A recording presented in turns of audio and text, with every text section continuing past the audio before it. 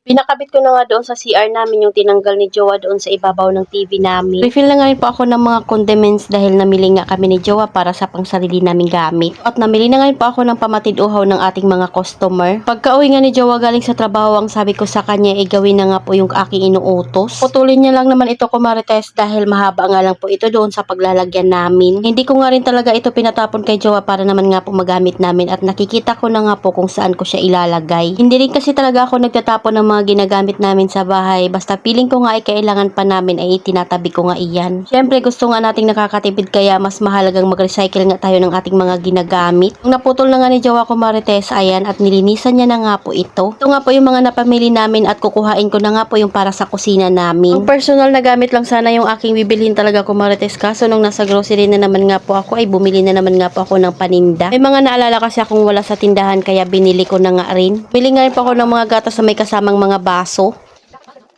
Oyster sauce na malaki dahil mahilig din talaga akong magluto. Yan nga rin po mga pangpalasa. Refill din kasi ako ng mga condiments doon sa aking kusina na mga kulang na. Matanda na talaga tayo ay kailangan na rin talaga natin ng gatas na Adult Plus. Pating na rin po pala yung order ko na lagayan nga ng cornstarch, pati na nga rin po ito ng harina. Kailangan din kasi may pangalan para naman nga hindi tayo malito, at maganda rin talaga tingnan sa ating kusina.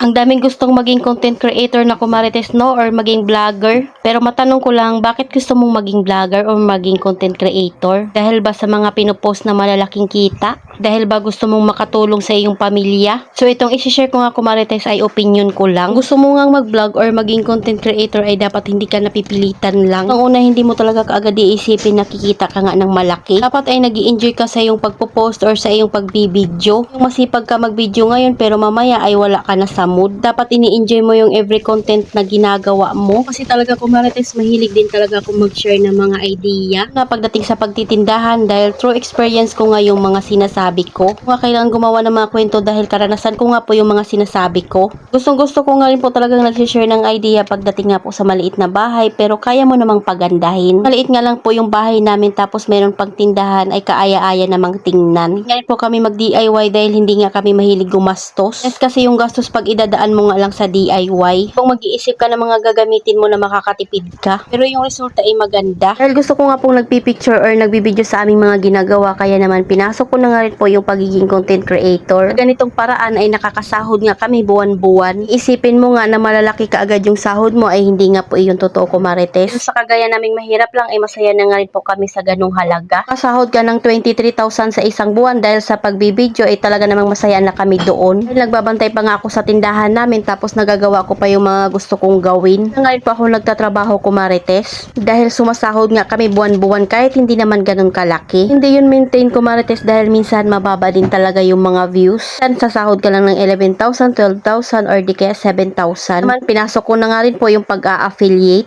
Hindi ko nga namalayan na patapos na pala itong aking video. So abangan ang next part, kumarites. Salamat sa panonood. Follow for more. God bless us. At sana i-share nyo na nga rin po itong aking video.